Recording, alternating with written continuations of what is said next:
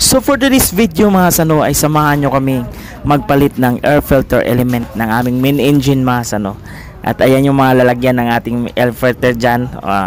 So kailangan na natin tanggalin yan mga sano kasi sa palagay ko matagal na panahon na talaga itong hindi napapalitan mga sano. So malalaman natin dyan mga sano no, na kung talagang maitim na siya at may mga tupi.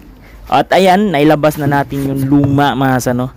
At makikita nyo naman mga sano na hindi na kaya-aya yung kulay niya. Maitim na. Tsaka may mga tupi na rin yan mga sano, no?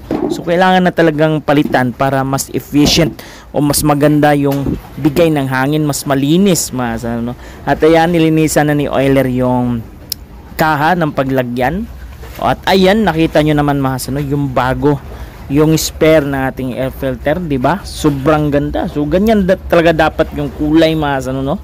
At ayan, kailangan na talagang palitan yan, syempre. Ay nako, at ayan, kinabit na namin ulit.